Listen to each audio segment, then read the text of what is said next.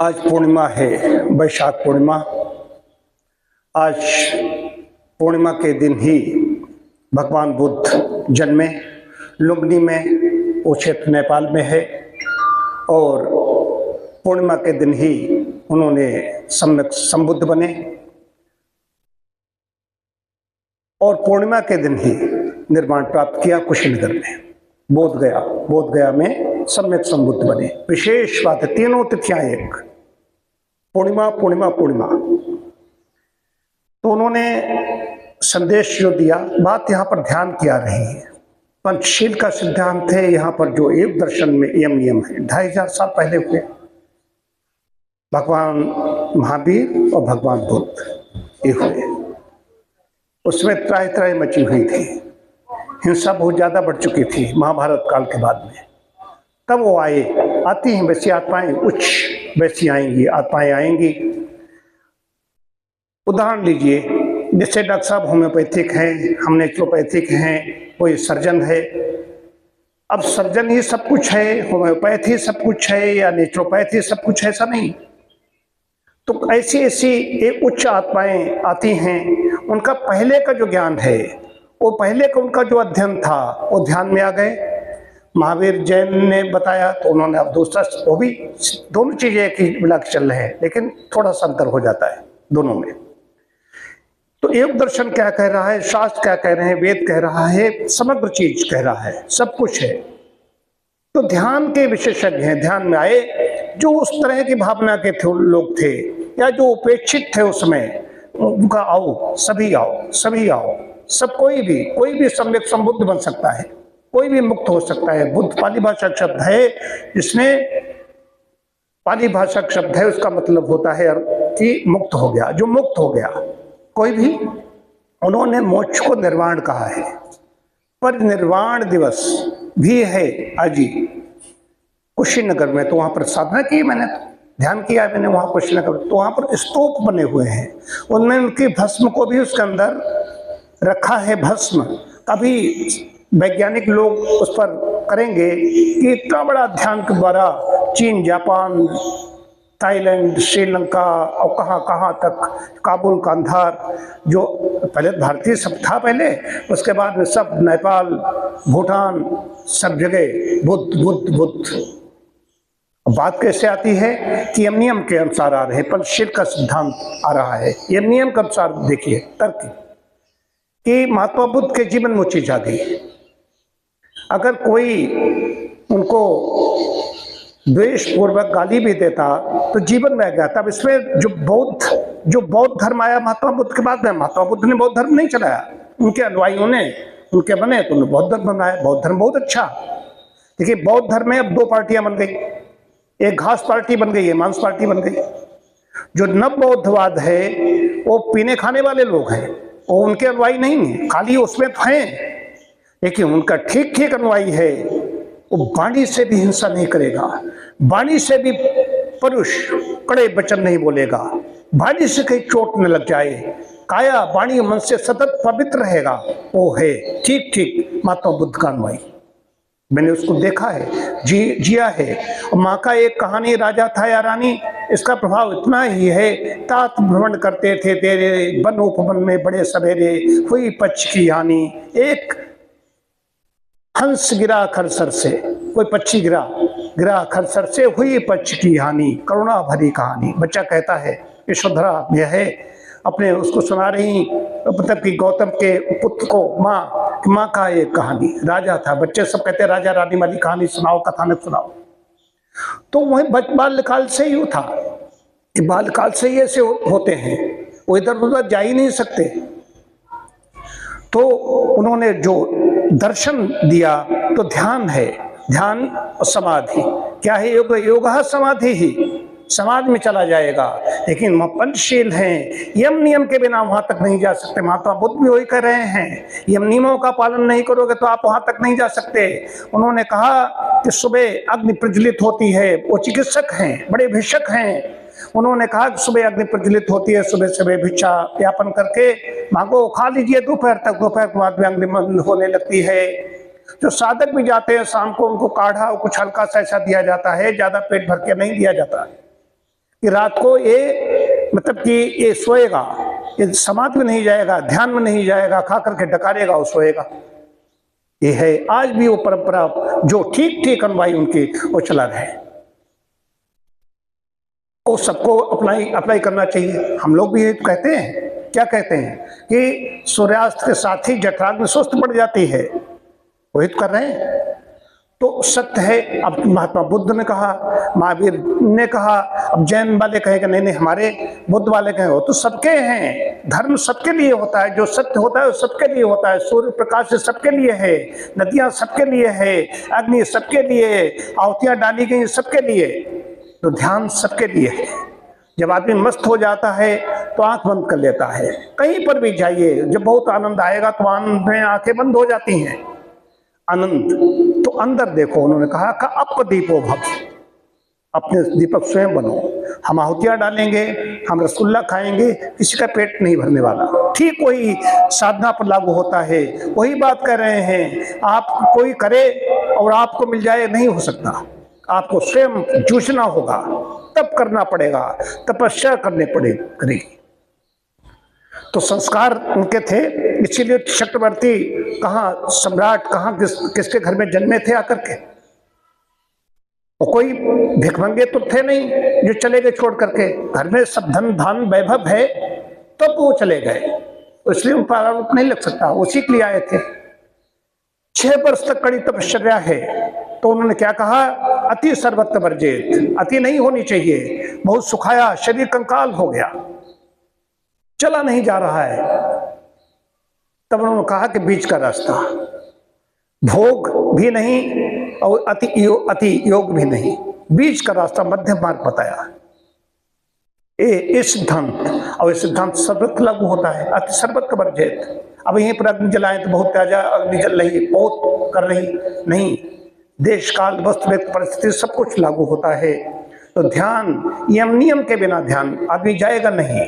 किसने कहा कड़ा बोला, उनके ऊपर गाली देता रहा, जीवन की घटनाएं हैं। एक द्वेष रखता था, वो गाली बकता रहा। उन्हें कोई फल लेकर दे गया, फल भाई आया दे गया, तो उन्होंने कहा भाई जाओ, बैठा है वो गाली बक रहा है, बेचारा थक गया होगा, भूखा होगा, और उससे कहना कि फल ग्रहण करो। कब उन्होंने भेजे, वो तो भेज नहीं सकता कि नहीं, उन्होंने भेजे कहीं, उन्होंने तो उसने लिए। उन्होंने कहा है कि एक खा ले तो ताकत आए, फिर अपना कार्य प्रारंभ करो। तो वो बाद में चरणों पर गिर जाता है आकर के। ये है बुद्धत्व, ये है धम्म पाली बात, धर्म के शरण में जाओ। धर्म सार्वजनीन होता है, धर्म एक लिए जहर होता है, धर्म सबके लिए होता है, मानव मात्र के लिए होता है। धम्मम शरणम गच्छामि, संघम शरणम गच्छामि, संघ होना चाहिए, संघे शक्ति। कलयुग में क्या कहा, संघे शक्ति, संघ में शक्ति कही गई है। बुद्धम शरणम गच्छामि, जो बुद्ध हैं, प्रबुद्ध हैं, उनके शरण में जाओ, मूर्खों के शरण में जाने के लिए नहीं बात कही जा रही है। तो पाली भाषा में कहा जाएगा तो लोग समझे पाली भाषा है, उसका व्यापक अर्थ है। पाली में आज भी कोर्स करते हैं लोग पाली भाषा में। तो नियम के बिना कल्याण नहीं है, नियमों का पालन करना पड़ा, शीलवान बनना पड़ेगा। शील बन करके ही इसमें आगे बढ़ सकते हैं। उदाहरण क्या देता हूं मैं, अंगुली माल जो माला बना करके उसका नाम पड़ गया, अंगुलियों को जो मार देता था, हत्या कर देता, उसका अंगुलियों की माला बना करके पहनता था। 999 बार चुका था, 1000 पूरे होने वाले थे, 1000 पे थे। महात्मा बुद्ध खड़े हैं, उठाए खड़ा है, कर मार दूंगा, ठहर जा, बोलने के लिए आज्ञा नहीं दे रहा है। तो कहते हैं मैं तो कब का ठहर गया अंगुलमाल, तुम कब ठहरोगे। अंदर से बाणी निकलती है, कुठार नहीं चल रहा है। फिर वो देते हैं उपदेश, आप देते तो अपने घर में जाओ, पूछ क्या हो तुम जो कुछ कर रहे हो, तुमने काट पीट जो की है, क्या तो इस पत्ता को लगाते हैं, इसको काटो, काट सकते हो काट दो, इसको जोड़ सकते हो तो ज्ञान पैदा होगा। तो मूर्ख आदमी था। सारे संसार ने देखा कि अंगुलमाल पीछे पीछे है। तो भैर बिहाय चरई संगा, जहता मनहु सेन चतुरंगा, खग मृग विपुल कोलाहल करें। गोस्वामी जी ऋषियों के आश्रम का शोभा का वर्णन करते हैं कि ऋषि के प्रभाव है, वो ऋषि हैं, उनके अंदर महात्मा बुद्ध, उनके अंदर ऋषित्व है, पीछे पीछे अंगुलबाज चल रहा है कि वहां पर शीलता है, वहां पर यम नियम सिद्ध हो चुके हैं। तो खाली सत्यनिष्ठ ऐसा नहीं बोलते, हम सत्य बोलते हैं ऐसा नहीं, अहिंसा, सत्य, अस्तेय, ब्रह्मचर्य, प्रज्ञा सब कुछ सिद्ध हो चुका है। तो अहिंसा प्रतिष्ठायाम तत्सन्निधौ वैर त्यागा, अहिंसा की जब सिद्ध हो जाती है तो हिंसक पशु भी वैर त्याग देते हैं। अंगुलीमाल ने वैर त्याग दिया, पीछे पीछे चल रहा है। ये मैं ऐसी कह रहा हूं कि महात्मा गांधी भी बड़े संत हैं, उनके अंदर जो अहिंसा सत्य उनके दो अस्त्र हैं, तो कहीं न कहीं उनके अंदर सिद्ध नहीं हो पाई। सिद्ध हो जाती तो गोडसे उनकी हत्या नहीं कर पाता। दर्शन कह रहा है, शास्त्र कह रहा है, सिद्ध हो जाएगी तो हत्या नहीं होगी। और जानकार था, पैर भी छुए, अंगुलीमाल ने पैर नहीं छुए, उन्होंने सोचा कोई होगा, ऐसे बहुत लोग घूमते रहते हैं। लेकिन वो विद्वान है, गोडसे पैर छूता है, श्रद्धा है गांधी के प्रति, फिर भी कर देता है कि शास्त्र के अनुसार अगर सिद्ध नहीं हुई, अगर सिद्ध हो जाती तो हत्या नहीं हो सकती थी, अकाल मृत्यु नहीं हो सकती थी। तो उनकी साधना कच्ची थी, उस समय साधना आगे बढ़ती तो हो जाती। तो परिवेश दोनों के अलग अलग है, राजनीतिक परिवेश है, मारकाट है, अंग्रेजों का अत्याचार है, बहुत कुछ है। वहां पर कोई परिवेश उस समय का है, परिवेश उस समय भी छिन्न भिन्न हो चुका था कि वो लोग कह रहे थे कि तो हिंसा कर रहे हैं, पशु बलि हम दे रहे हैं, बलि प्रथा जो चल रही थी कहीं नहीं, वेद में कहीं नहीं, इतना मैं पढ़ चुका हूं, कहीं पर भी है ही नहीं। कहीं पर अगर हिंसा अगर इसमें है, बलि अगर इसमें है वेद में, तो कहा जाना चाहिए कि इसमें एगो वही सिस्टम कर्म कैसे होगा, सिस्टम कर्म कैसे हो सकता है, नहीं हो सकता। श्रेष्ठ कर्म उसी कहा जाएगा जहां पर कहीं हिंसा नहीं। यहाँ संध्याएं तक देखी जाती, दीमक कीमत तो नहीं लगी हुई, इतना विचार किया जाता है और निर्देश है। यजुर्वेद यजन पर ही सारा सब कुछ है, क्रिया बता रहा है, चलता चला जा रहा है। तो जब ऐसा हो जाता है वहां पर, तो वो सम्यक संबुद्ध बन जाता है। कोई भी बन सकता है, कोई भी बन सकता है।